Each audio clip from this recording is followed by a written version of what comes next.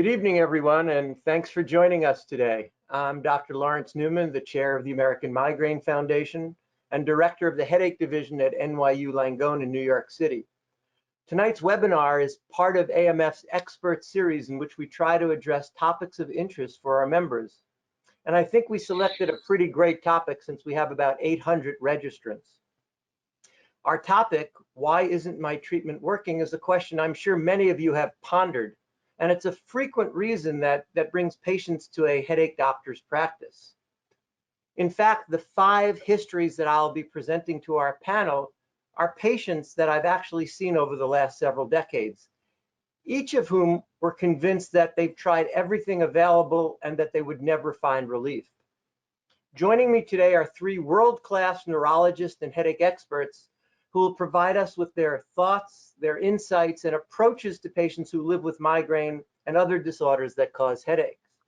Let me welcome Dr. Cynthia Armand, Thomas Berk, and Laine Green. Dr. Armand, why don't you just tell us a little bit about yourself? Sure. Dr. Armand here. I am the fellowship director over at the Montefiore Headache Center in the Bronx, New York. Thank you so much for having me today. I'm ready to get started in this conversation. Thank you. Dr. Berk. Thank you very much. Thomas Berk. I am a neurologist and headache specialist, also at NYU Langone Health, and I'm the associate fellowship director for us. And last but not least, Dr. Green. Hi, I'm Dr. Laine Green. I'm also a neurologist and headache expert, and I'm at Dartmouth in northern New Hampshire. Okay, thanks again. Let's get started because I know the attendees are probably anxious to hear us start talking about some of these patients. So let me tell you about the first patient, Mike. Mike is a 34-year-old who describes having migraines beginning since his teens. He told me that his attacks would occur about 3 times every month, and when he gets these attacks, they're associated with sensitivity to light and sound. He's now here in front of you as a new patient. You've never seen him before, and he's here because he tells you that none of the acute therapies he's ever tried work, or at least they don't work consistently, so he can't count on them. He brings a list of medicines with him. He tells you that he's tried sumatriptan at a 50 milligram dose, zolmitriptan at 2.5, and naratriptan at 2.5 milligrams. And he said it works somewhat, meaning that it would decrease the pain, but usually not get rid of it totally. But then several hours later, somewhere between 2 and 4 hours, the pain would come roaring back. Sometimes repeating the dose would diminish the pain, but usually it wouldn't stop the attack, and this cycle could go on for 2 to 3 days. He's really at his wit's end because nothing really works to stop his attacks. He's had to call out of work several times, and in the last 6 months, twice, he couldn't go to work at all. And recently he had to go to the emergency department because he just couldn't get relief. So he asks us, and I'll send this one to you, Dr. Berk. He asks us, is there anything you can do better to help him? Absolutely. I think this is a great question, and this is definitely something that we see somewhat frequently. Patients that have tried many of the acute medicines, the medicines that are meant, to stop a headache in its tracks rather than medications that are there to help prevent the headaches. And the real question is, what would an effective acute medicine look like for him? Going back through the history, I think it's important to realize that there are specific doses of the medications that he's used, and he hasn't been on the full dose, neither of the sumatriptan or the zolmitriptan, the Zomig. And there is a 100 milligram dose of the sumatriptan, 5 milligrams of the zolmitriptan, and both would be considered the effective treatments. So there's certainly room to think about retrying one of the medications at an actual effective dose. Even the naratriptan that he tried, it may have been somewhat helpful, but somewhat delayed and incomplete, gave him an incomplete benefit because the nature of naratriptan can certainly be a slower onset but longer duration triptan. There are 7 medicines in the triptan family, and each one is a little different. Each one has slightly different side effects.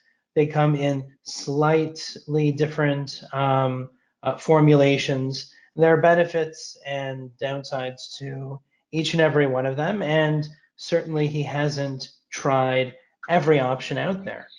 And besides that, there are combination medicines that we try often. For instance, many times if you talk to your headache specialist, they'll say, in addition to a triptan, you can use an over-the-counter anti-inflammatory or even a prescription anti-inflammatory.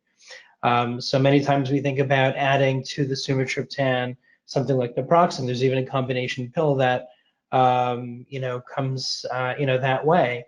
You can take them separately. So oftentimes that's a very, very effective treatment. Sometimes it's not just anti-inflammatory medicines. If nausea is present, we can add an anti-nausea type medicine. Oftentimes we even add an over-the-counter antihistamine like Benadryl, and that can be helpful too, especially if it's later at night and you need something to help you get to sleep and wake up in the morning without that migraine. There are other newer options, and we'll certainly get to those, but I think that it's important to realize that even in the class of medications that he's used, he hasn't tried every option out there.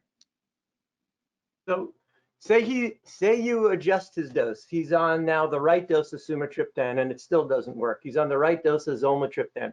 Do you keep cycling through all 7 triptans until you find one that works, or do you say it's time to cut bait? It really depends on what the effectiveness is. Is the issue that it took too long? Is the issue that it wore off too soon? Is the issue that there's some residual symptom that is still there other than pain? But oftentimes, if you've tried a few triptans, it's worth thinking about something else. Certainly, it's worth thinking about combination medicines. You don't have to try all 7. Okay. Would you use one of the newer medications? I'll ask Laine. Dr. Green, would you use one of the newer medications? I might. I would echo what Dr. Berk just said. The triptans are an interesting group of medications because the amount of effectiveness and side effects that individuals experience with them often can vary greatly with the medicines within that class. However, I agree with you, Dr. Newman. Going through all 7 probably starts to become futile at some point, and I often start thinking around maybe after 3, sometimes 4, depending on the situation, that you might want to start be thinking about alternatives. And one of those might actually, in a sense, think about going backwards, because we still use intranasal dihydroergotamine, or DHE, commonly known as Migranol spray. That might be one option for people that don't respond well to triptans. But then, of course, now with all the renewed interest in migraine and some of the new treatments that are out, we also have the gepants, so ubrogepant and rimegepant, and of course the new serotonin 1F receptor agonist, which is lasmiditan or Rayvow. So I think with the extra options that we have available to us nowadays, it may be prudent to potentially try other classes of medications in an individual, since we have the options available to us. Great. So it sounds like the take-home message from this case would be, first, optimize the dose that the patient takes. Make sure that the patient is taking the drug correctly. If they failed 2 or 3 of the medications, rather than go to all 7, the odds are the patient won't make it to the 7th. They'll be at another doctor by that point anyway, if that was a smart patient. Try one of the newer medications or even one of the older medications, but just don't give up. Try something different. All right. Yeah, we're really looking for that early effective treatment, and that's the goal that drives everything in this type of situation. I'd agree. All right, let's move on to the next patient. So next patient is Olivia. Olivia is a 50-year-old patient with migraines since her early 20s, and she tells you that these headaches have steadily increased in both frequency and severity over the last few years. Currently, she gets an attack about 6 times a month. Depending on the severity of the attack, she may first start with an over-the-counter medication like Excedrin migraine. If that doesn't work, she'll then take her migraine-specific medication, elatriptan or Relpax. And she says it seems to be hit or miss. She can never, just like Mike before her, she can never consistently count on this medication working. She's been tried on 4 other triptans in the past, None were any better than elatriptan, or they either didn't work or they caused her to have side effects. And she wonders, is this my lot in life? Am I just a triptan non-responder and I'm just going to have to live with these headaches forever? So Dr. Armand, why don't we start with you? Yeah, absolutely. So when I'm looking at this case, I'm listening to a woman with a long-standing migraine history that's gradually worsening. She's having about 6 attacks per month. It looks like, so I place her in the high-frequency episodic migraine realm, and she's inadequate treating with acute therapy. So the first approach I take is I think about what sets someone up for acute therapy success. And the first thing I think about is optimal timing, right? So I would ask, when are you taking your medication? Are you taking it early, right when the headache, the migraine starts, or are you kind of waiting a little bit? Because we know that with migraine pathophysiology, it's a cascade of events. If the longer you wait, the less of a chance the medication you're using is going to be effective. The next thing I think about is that sets someone up for success is optimal route of taking the medicine. So what's happening with her? It wasn't mentioned if she had nausea or vomiting, but is there something going on? Does she have any other gut condition that's causing the medication to not work well? Is she able to take orals well? Do we need to switch her to an intranasal formulation or even an injection for better efficacy? And the next one is optimal class, which is like what kind of she's doing. She's playing between, you know, the over-the-counter medicine versus the migraine-specific medicine. And we know that if the over-the-counter medicine is not working too well, you want to make sure you go straight to a migraine-specific medicine as your first step. And here she's working with elatriptan, and that's one triptan, but she has many other options in terms of specifics that we had alluded to in the first case. Gepants, ditans, lasmiditan or Rayvow, ergotamine alkaloids. So those are things that we can consider for her. And the last thing that would set her up for success is optimal tolerance, right? So if she's taking the medication, is she tolerating it? A medicine is not good if the headache is gone completely, but the person is still not able to get back to functioning very well if they are experiencing a side effect that's way more debilitating than the headache itself. So I would think about those in this case. And for her, really, I would ask her. The other point I want to make is when is the headache happening? Is this something she's waking up with, or is this something that's happening during the day? If she's waking up with it, hands down, I wouldn't start with an oral therapy. I'd probably start with something of another route so that it bypasses the GI tract, doesn't have to be absorbed, because we don't know when in the migraine cascade her attack is happening. So we think about switching a class of her acute therapy based on those principles that I discussed. And the other thing that's really important in this case is you have to think about when to start preventive therapy, because she's telling us some major things. She's having high frequency episodic migraine, and in the migraine specialist world, headache specialist world, we know that starting a preventive therapy, you have to think about, you start it in someone who has at least 5 attacks per month. If they don't have that, or if they do, is the attack debilitating? Are they adequately treating their attacks when they do happen? If they're not, you want to think about a preventive.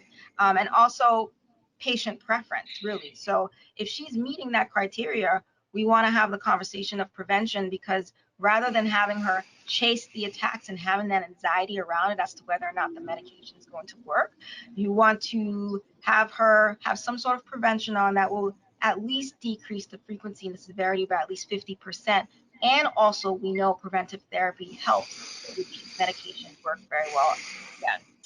And the last, I think, point that I would make about this case is what else can she use to treat acutely? One critique or comment I get from patients is, oh, I go from place to place and they just push medications to me. Well, we have other options. There are devices that are out there that can be covered, that can be used for prevention, and they can be also used as an acute therapy for migraine. There are several ones. There's the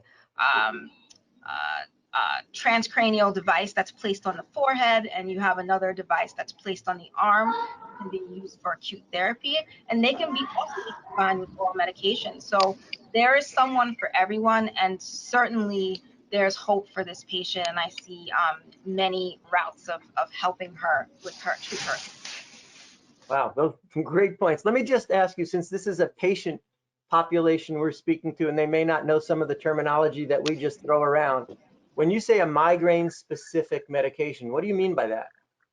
I mean a medication that's specifically targeting different areas of what happens with the migraine. So I'll break this down. So during the migraine cascade, I explain to my patients that a migraine has to do with brain hyperactivity. Within the brain, there are millions of neurons and nerves that when hyperactivity happens, they communicate with each other. That communication happens through release of certain substances. And there can be different types of substances, proteins, transmitters, whatever have you. And these migraine-specific medications target those proteins that are released, and also target where those proteins have to sit in order for the communication to continue. So when we talk about migraine specific, they target those different areas along the cascade that impact that. The non-specific migraine medications, over-the-counter anti-inflammatories, anti-nausea medications, they don't specifically target the cascade. They target things around the cascade that can be activated because, like inflammation that's produced because of the cascade, right? And that's why we always talk about the over-the-counter anti-inflammatories. So that's the difference between the two. Okay, thanks. So you're saying these specific ones treat what's going on specifically within a migraine, whereas the non-specific are either treating the nausea, the vomiting, or the pain that patients get. And it can be whether they have knee pain or head pain, it can work for those things, but they're not optimal. Exactly. Dr. Green, Dr. Armand talked a little bit about devices. How do you incorporate a device in your practice? Yeah, it's an excellent question, and one that comes up every day now because of the options that we have available to us.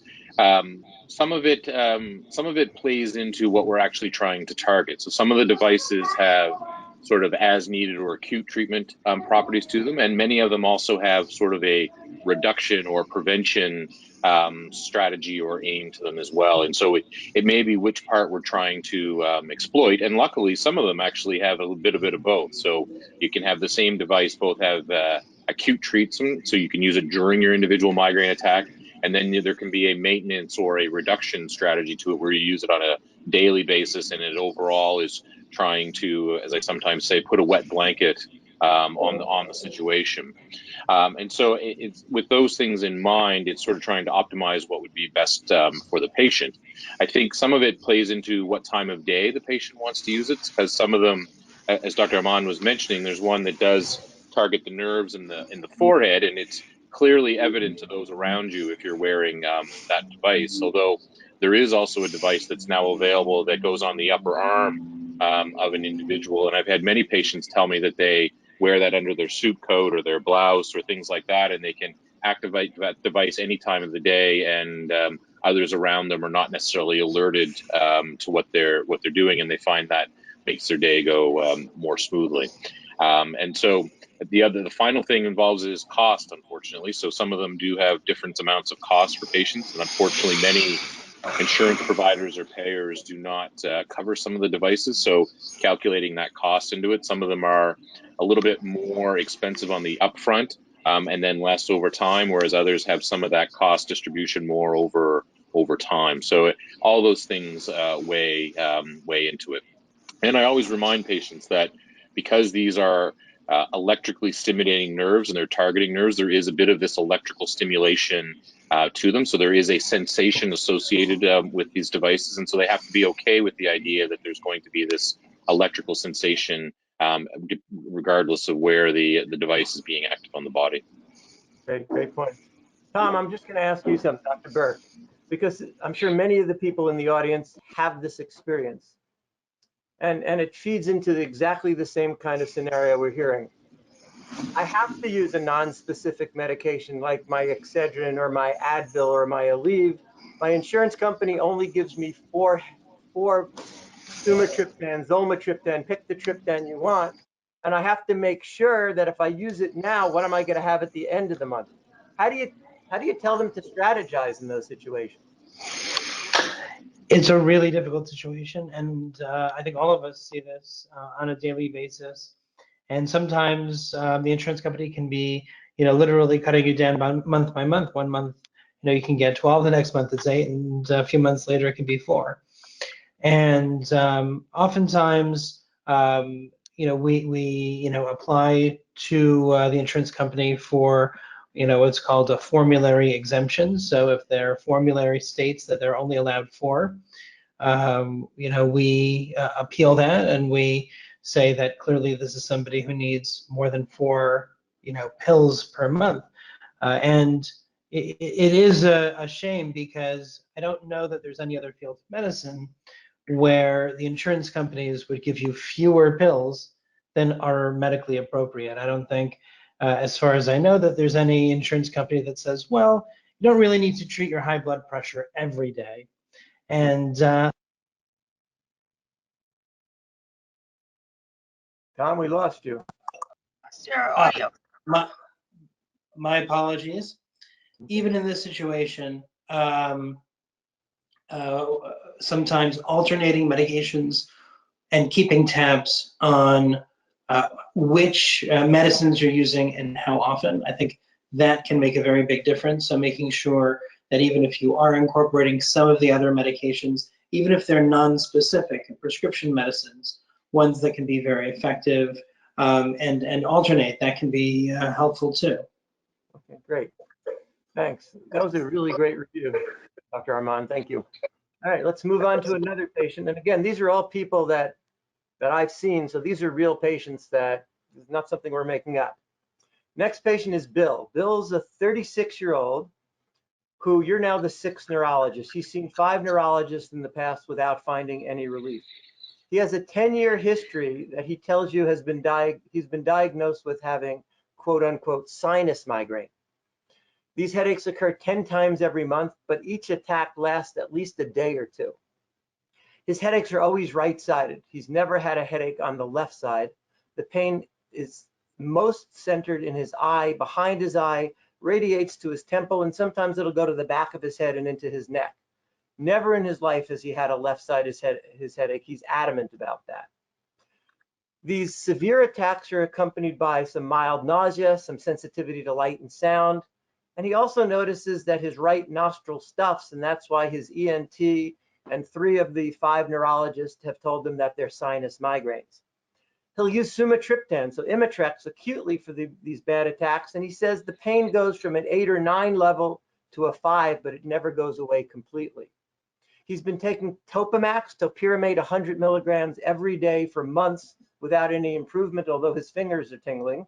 He's tried in the past Inderol or propranolol, Elavil, amitriptyline, Pamelor, nortriptyline, Effexor, and he's tried Botox for several rounds, never gotten any benefit. He recently was hospitalized for 5 days because the last neurologist promised him that would get rid of his headache, and he had repetitive doses of DHE and steroids at the end because the DHE wasn't working, and he felt good the last day. They discharged him home, and on the car ride back to his house, the headache came right back again. His question to you, and I'll give this one to Dr. Green, his question to you is, he's been watching television and sees all these new medications on television.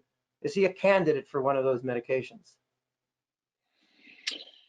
Yeah, so obviously an excellent question with the renewed interest in migraine. There's lots of advertisements everywhere, both in terms of social media, YouTube, television.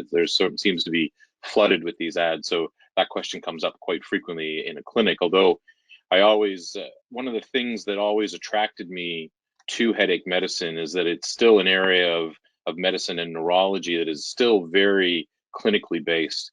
And as such, it really relies very heavily on the history and physical exam skills. And so it's always important in these situations to make sure that you do have a good, detailed, accurate history. As some of my patients remark, it says, "Why are you asking me so many questions about my headaches? Can't you just get on to the treatment phase?" And I always remind them that it's very important to get these details to make sure that, one, that we have the diagnosis correct, and some of the finer points sometimes influence what medicines we think are going to be the best first choice for an individual in front of us. And in fact, one of my mentors always said, if you think you got the history wrong, it's okay to go back and take it again and again and again, and you'll never be disappointed by doing that. And I think one of the things that sort of caught my attention when you were going through this story is that the patient has what we call a side-locked headache, meaning it's a headache that's never left one side of the head. We do think of migraine as a predominantly affecting one side or the other, but it is less common that it's always the same side and never shifts sides. And even 95% right-sided and occasional left is a little bit more common. So it is something that always takes careful observation. It doesn't mean there's something ominous, but it does require the extra details. That, in some combination with some of the other symptoms that he is having now. The medical jargon word we refer to those as what we call cranial autonomic symptoms, but these are some of the things in terms of the stuffiness that he experiences and those sort of quote unquote sinus symptoms. And thus we probably want to make sure in this situation that we're not dealing with a perhaps closely related group of headache disorders from migraine and related disorders to sort of the cluster headache family of disorders. A lot of people have heard of cluster headache, but cluster headache has some siblings or first cousins in a way that are known as the hemicranias, and the medical jargon for those are Hemicrania Continua or paroxysmal hemicrania. And these are exclusively side-locked headaches that will have a lot of cranial autonomic symptoms.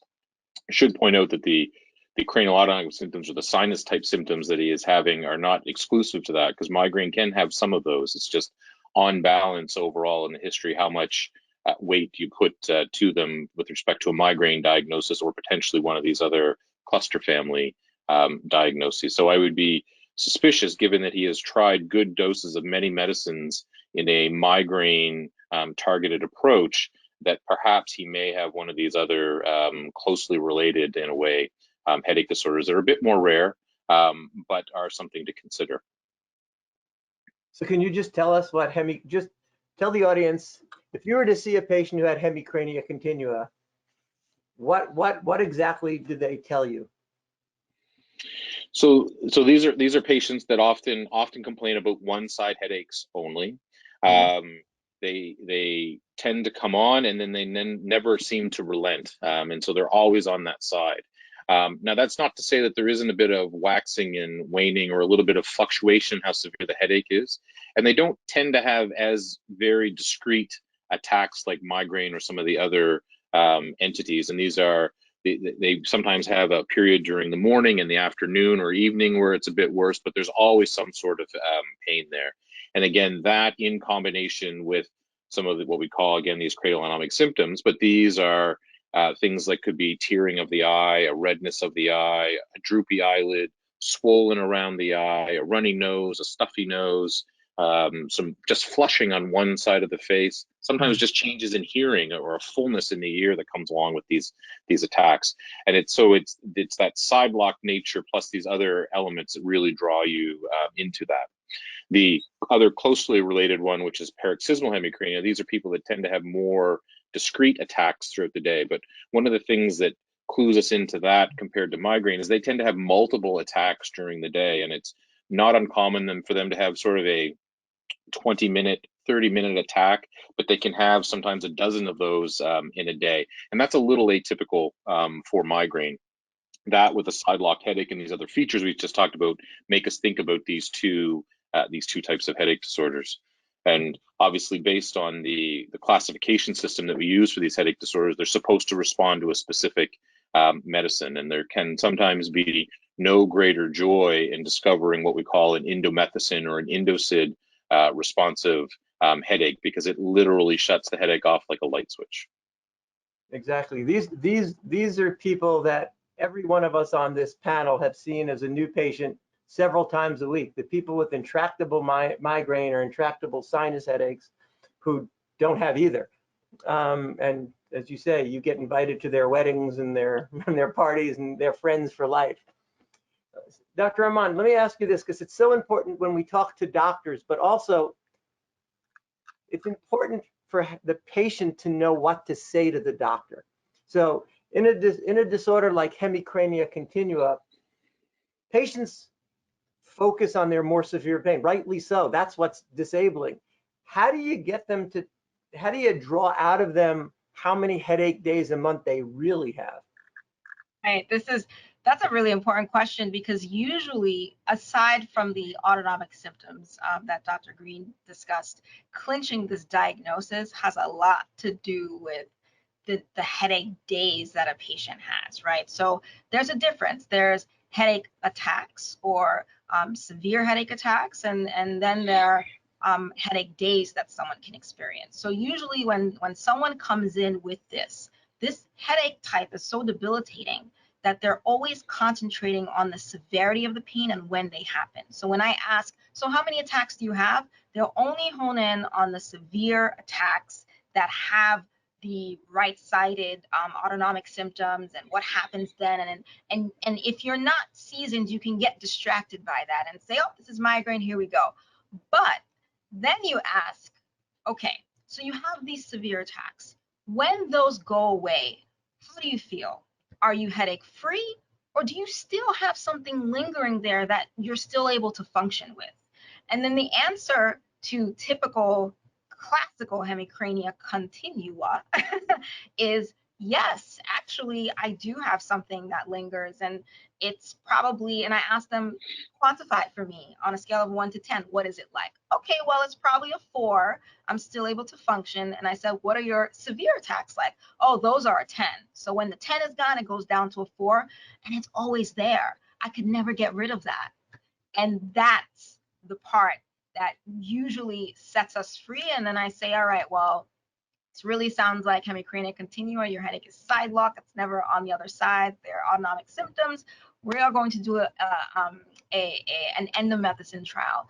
And usually, if it's not that clear, if the patient doesn't have any other comorbidities for that they would not be able to tolerate something like a high dose non-steroidal antibody. What do you mean by a comorbidity, Dr. Armand?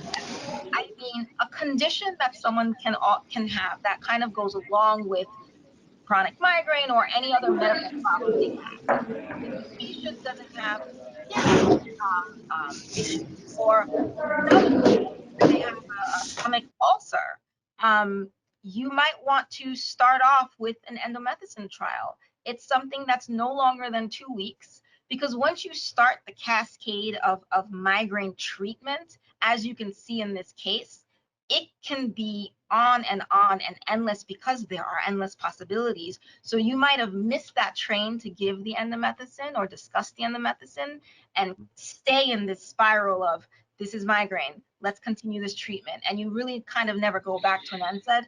And it's confusing because a lot of these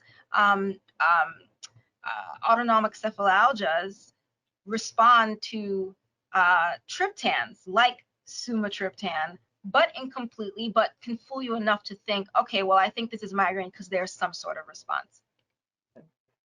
Dr. Berk, you notice there's a class of drug that these people come in. So Dr. Armand said they have some response to sumatriptan. It knocks the pain down, but unlike migraine, it doesn't get rid of it. You notice that the people who have hemicrania, as a clue, come in using a certain type of medication that kind of tips you over, something that makes you think this is not migraine? Yeah, oftentimes it's the anti-inflammatories. Indomethacin itself is an anti-inflammatory. It is, unique with regards to its chemical structure, and that's why it truly is a different response even than most other anti-inflammatories. But oftentimes, it is a challenge trying to figure out what the diagnosis is. One question that I like to ask the patients is, of all of those medicines that you tried, which one do you think helped you the best? And if the answer is like ibuprofen or naproxen, which is not something you would typically see with migraine, it may have helped a little bit, but it wouldn't have helped to that extent, that definitely clues me in that this is more likely something that's not migraine. Yeah, I would agree with that. So I think there's some take-home points from this case, both for the doctor and for the patient. So for you patients out there, you need to focus not only on your severe attacks, but on your head pain days. How many days? Don't think about how many days a month you have a headache. Think about how many days a month you're free of head pain. That's a much more useful way to present your headache history to a headache doctor. Also, if you're not getting complete response to the different medications being used for your diagnosis, you should consider that maybe the diagnosis is right. And as Dr. Green had said, his mentor is one of my good buddies. And we all of us on this panel live by this rule. If your patient doesn't respond to the treatment for that diagnosis, step one is to reconsider the diagnosis. So Hemicrania Continua is a tremendous mimicker of migraine and a reason for which people have years and years of unrelenting and untreatable pain. So what happens, I'll throw this out to Dr. Green. I can't take indomethacin, I have an ulcer. What do you do in those cases for these people? Yeah, it's an excellent question. And there is, we do believe that there's something likely very unique about indomethacin, and it may partially be some of its anti-inflammatory properties because it's a very, very, very potent anti-inflammatory. But there may be something else about the structure, the chemical structure of indomethacin, why it works in these headache disorders. And so because of that, we will often explore, try to exploit other medications or treatments that may have a similar structure to them. And so that can be one avenue. And actually, there's a couple of those things that are actually more in the nutraceutical or supplement type realm. And so occasionally I have had patients respond to something like melatonin, for instance, because there is some structural similarities to melatonin and indomethacin. Similarly, there's another extract that comes from a plant that's called boswellia, and this also has anti-inflammatory properties. It's derived from a plant, but again, it's this structural similarity to indomethacin that makes it potentially quite helpful. And interestingly enough, especially in the hemicrania world, I'm not sure, maybe I have stolen a little of this from one of its siblings, which is cluster headache. I have occasionally had patients with Hemicrania Continua that cannot tolerate indomethacin, and I'm still very suspicious of the diagnosis. And I've actually tried verapamil, which is a blood pressure medicine that we steal from the blood pressure class to sometimes treat cluster headache. And I've had occasionally patients respond to that in Hemicrania Continua as well. And so usually we can find something that sort of advances the agenda to try to get them better. Ever try nerve blocks? I have, with variable success. Yeah. Okay. So there's still options if they can't tolerate indomethacin. Absolutely. Okay, great. All right, let's move on to another patient. I think we beat that one to death. Okay. The next patient is Leslie. Leslie's a 33-year-old with migraine that began in her teens. She tells you that attacks have started to increase in frequency over the last 5 years, and in the last 3 years, they're essentially every single day. She says, unlike the prior patient, the headache can be left-sided sometimes, it can be right-sided sometimes, or sometimes it occurs on both sides of her head. When the attacks are severe, she's nauseated, she has light and sound sensitivity, she becomes irritable and lightheaded. Severe attacks occur about 4 or 5 times every month, and they can be triggered either by lack of sleep or with stressful situations, changes in the weather, especially if it's going to rain, or around menstruation. On days she doesn't have these severe attacks, she has a low-level headache, either left-sided, right-sided, or both sides. Rarely, she'll have a day or a half a day, more often than not, where she's totally headache-free. She has no idea why that happened, nor does she know what she did to make that happen, but she lives for those days. Unfortunately, they're pretty uncommon. She'll treat her severe attack with either rizatriptan or sumatriptan. She gets 8 of each every month by her doctor. She's been getting Botox injections every 12 weeks for the past year, but hasn't seen any benefit whatsoever. She's tried several anti-migraine drugs at the correct dose, anti-seizure medications like Depakote and Topiramate, Topamax. She's tried nortriptyline, she's tried Effexor, she's tried beta blockers, atenolol and propranolol. In fact, she comes with a list of about 15 different medications that she tried. She tried each of them for the right amount of time, for months at a time, at the correct dose, and all of them have failed to help her. Her prior doctor, now remember, Leslie's 33 years old. Her prior doctor told her that not to worry, she will improve at menopause. Leslie was not willing to wait the next 20 years to improve, and she comes to you now. So my questions for you are, is this going to be her lot in life? Does she have to really wait 20 years and suffer like this, or is there something that we can do? Dr. Berk, I haven't picked on you in a while, so I'll pick on you again. Absolutely. You always want to think about, like we mentioned before, if things aren't getting better, you want to question the diagnosis. And sometimes you also want to question whether there are potential confounding factors. So as this is somebody that you saw, I would want to know, you mentioned that she's taking rizatriptan and sumatriptan. Is she taking any other as needed medications? Well, Doc, they're not really medications. It's Excedrin. I take Excedrin or I take Advil pretty much every day, but it's not really a medication because my doctor didn't prescribe it for me. So oftentimes, we have, patients that, it's not necessarily something that's their fault. They are in, severe, terrible pain. And because of that, they're taking the as needed medications, unfortunately, sometimes more often than, would otherwise be recommended. And there are, reasons to have limitations on the acute medicine. Sometimes it's because the acute medications can cause other problems. For instance, in Excedrin, there's aspirin, which can cause ulcers. There's Tylenol, which can cause liver problems. There's caffeine, which can impair sleep. But importantly, also, you can have what we call medication overuse or rebound headaches. And oftentimes, that'll even make whatever preventive medications less effective.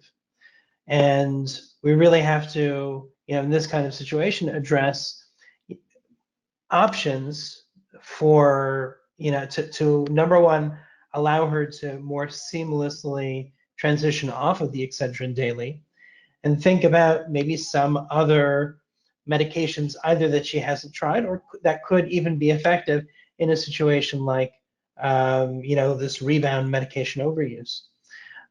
So for instance, some medications really have to be weaned. Medication like Excedrin really doesn't have to be. And it oftentimes, if you would come to one of us, we would say, as you're transitioning off of the Excedrin, we might want to give you what we would call a bridge or a short-term preventive medicine to help kind of reset the situation and make it so that way it's less of a severe withdrawal kind of period. There certainly, with Excedrin, there's caffeine in it. There certainly can be caffeine withdrawal. It can certainly get worse before it gets better. So sometimes that means being on a short course of an anti-inflammatory or a steroid type medicine might be for about a week or so. And at the same time, thinking about some kind of other preventive option. You had mentioned, Larry, before with one of the patients, some of the injectable medications, and some of them may actually be somewhat more effective actually in the face of rebound and medication overuse. And it might be worth considering, in addition to Botox, if that's allowed by the insurance, or at least for a short period of time, if necessary by themselves, but ideally as an addition, something that can also help preventively. And I would say, that's probably going to be, the best approach. And then the question is going to be, can she ever use Excedrin again? That's debatable. I would say there are some headache specialists that would say never, and some that would say after a little while, maybe we can think about alternating like we had before. Right. Dr. Armand, I'm going to throw something out at you that the patients throw out at us. How do you get somebody off these medications that they're overusing when they say to you, well, what am I supposed to do? Just have pain all the time? Our job is to relieve people's pain and suffering. How can you be so cruel and just say, well, you can't take something? So what options do you have for these people? Right. So that's certainly a common question, and it's understandable that that question is asked because you want to relieve the pain, and there has to be something for you to take. And I do think it is cruel to just snatch something away and not have another option. What I tell patients first is, the education about it, because they don't mean to do this. And I do educate them on the fact that a lot of these acute medications that you take for the migraine or the headache that you're having can cause this overuse, this rebound headache. Triptans can do that. Ergotamine alkaloids can do that. Non-steroidal anti-inflammatories can do that. And then I talk about how often they should be using them, no more than 2 to 3 days per week, right? So when I start with that dialogue, then they say, well, how about the other days? What happens with the other days? And then I talk about focusing on their prevention therapies that Dr. Berk discussed. And then I talk about other acute alternatives that they can take that may not necessarily put them in danger of furthering their the medication overuse territory. One class of medications that I find very helpful for this are muscle relaxants. Muscle relaxants, based on how they work, can be very helpful with decreasing tension and also headaches that can happen during rebound and also during migraine as part of migraine pathophysiology. And the neat thing about muscle relaxants is that they can be taken multiple times a day, up to 3 times a day. They can be taken every day and not put you at risk for medication overuse or the rebound headaches. So I find my patients love that as an option because they feel as though they need to have something on them so that this anxiety and panic doesn't occur. And that's something that they can use. Obviously, muscle relaxants do come with certain side effects. They can cause somnolence, sleepiness. So we discussed that starting at a low dose. And I always have to ask my patients where they will be. Will they be driving? And what those options are. The other thing that can be an option, especially for someone who has intractable pain, is the option of a procedure. I do find that nerve block injections really do help with decreasing the amount of pain that someone can have over time. And it can really help over that time period where they're not supposed to take this acute medication that's the harmful agent, and it can really hold them over for a longer amount of time while the prevention that you may have started is getting ramped up in the body, because we know prevention takes about 6 to 8 weeks for it to work. Great. Dr. Green, do you find that any of the devices work for that? Or how about the newer monoclonal antibody injections? There are 4 of them. Do they work for people in rebound headache? I think the devices can be actually a very good option sometimes in this situation when people have essentially more days that they want to treat headaches than potentially they have access to in terms of oral medications. And probably when it comes to the devices, actually probably more use overall is actually better, because it eventually is causing this, what we think of as modulation, or again, this wet blanket phenomenon that is happening in the background. So I think that can be something that can be very helpful in these situations.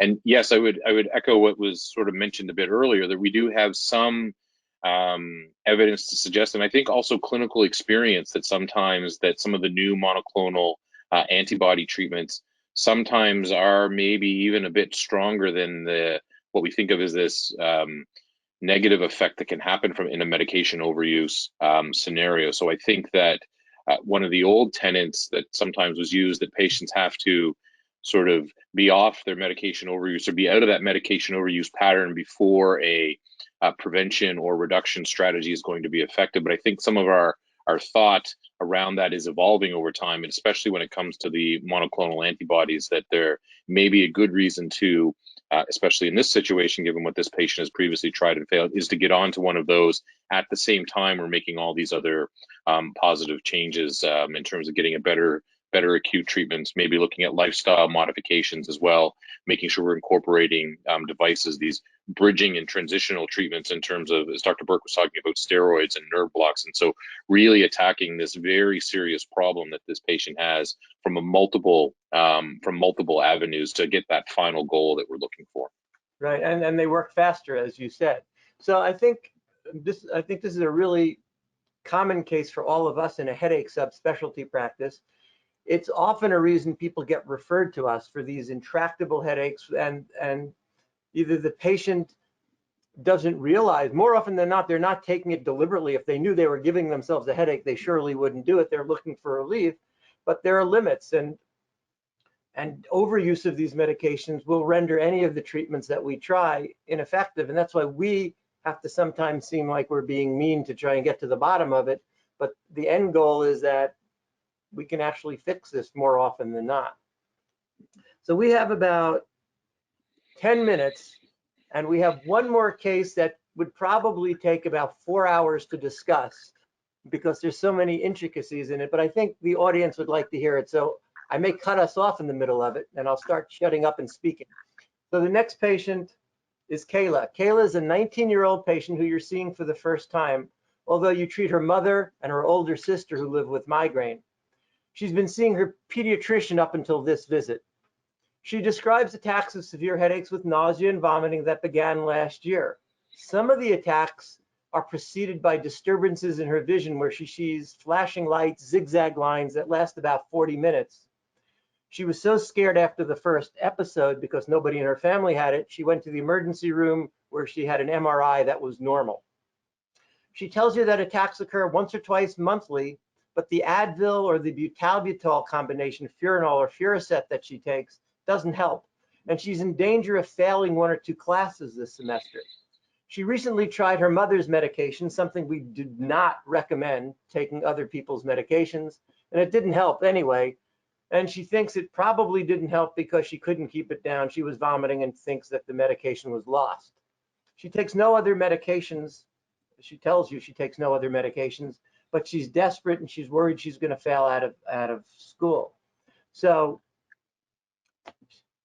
she wants to know, are there options for her? The fact that she has these zigzag lines, does that set her up for anything more dangerous? And are the treatments different because she has these zigzag lines? I'll open it up to any of you. Since Laine, why don't you start with the beginning and then I'll move forward from there. How's that? Okay.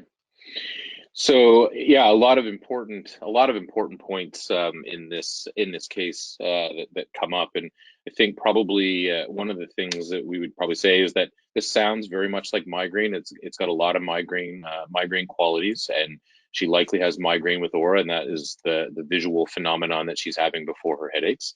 Very common to see migraine in families. It's not always a direct inheritance, meaning just because mom or dad had migraine means that you're going to get it, but you often will see multiple family members, and it's not uncommon to see it down through the generation. So all that is reassuring from a migraine perspective. I think picking on some things that she's trialed over-the-counter medications and butalbital containing medication. I think in general, a lot of headache physicians avoid butalbital containing combination medications, mostly because of their lack of specificity for migraine. There's a high risk of dependence and abuse because the butalbital can be a bit addictive and habit forming. And because now in this day and age, we have so many more potentially better treatments to target migraine, really takes us away from wanting to use that medication. I think one of the things that's key here is this mention about potentially she has early vomiting into her attacks. And this sort of comes back a bit to when Dr. Armand was talking before about routes of administration for medications. And because oral pills are so dependent on the stomach, if people are vomiting early into the attacks, they're likely not getting effective doses of their medications early into the attack, which is where we want it. And so that mention of things like nasal sprays, in terms of sumatriptan and zolmitriptan, and DHE coming as a nasal spray preparation. Sumatriptan also and DHE in a way also coming as injectable forms, I think are ways to potentially attack this. I will bring this up that I think that not always very accepted initially by patients about using other routes such as suppositories, especially for anti-nausea medicines.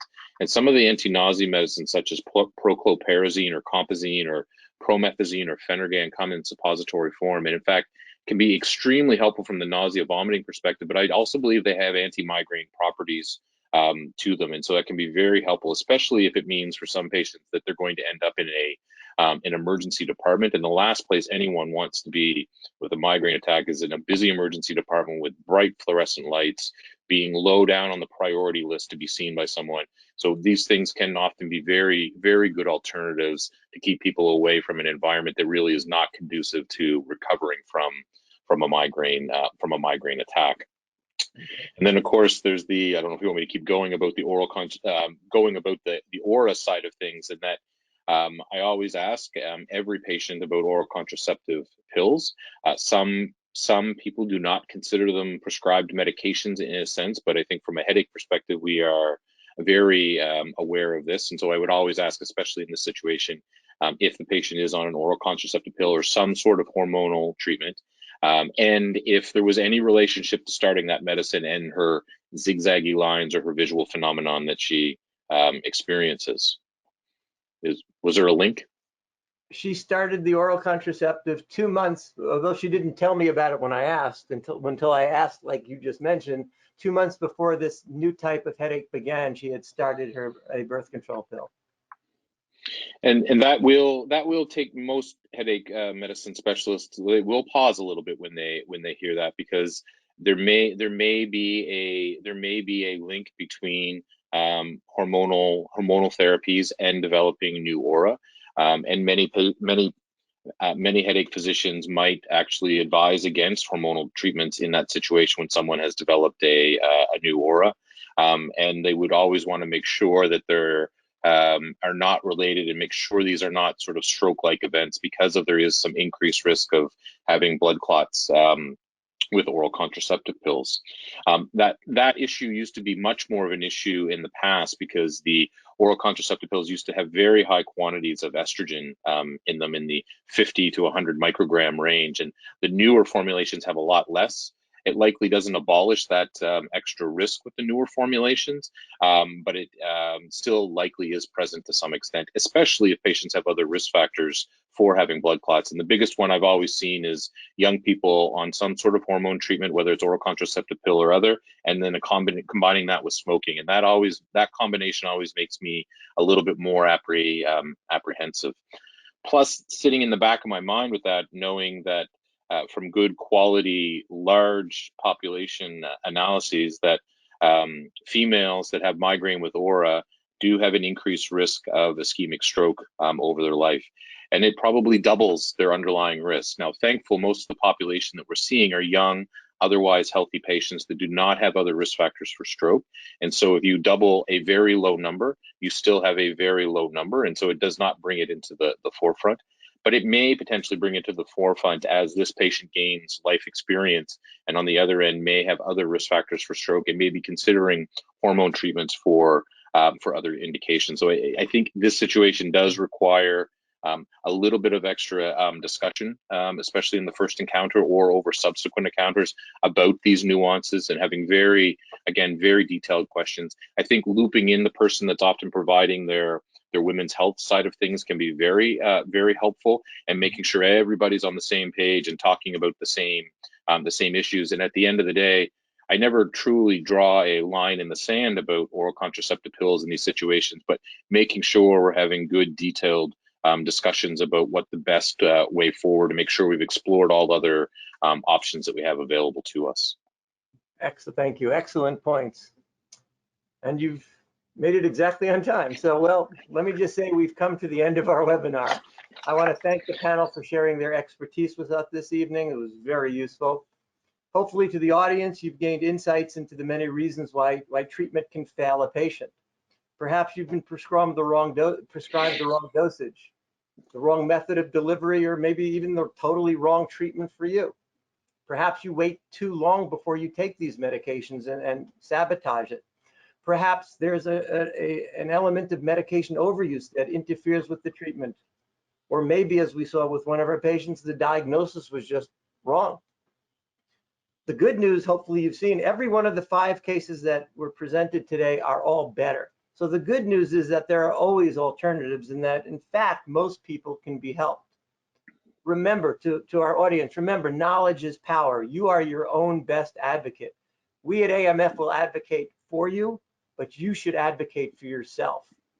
You can best help yourself and your doctor by knowing what information is important, and I tried to bring that out in some of the cases we presented. To help you, AMF has an amazing array of information on our website, AmericanMigraineFoundation.org. Included in that is a section on how to speak to your doctor, as well as sections on how to find a doctor in your neighborhood. So with that, let me thank the panel again, thank the audience for their attention, and good night, everyone.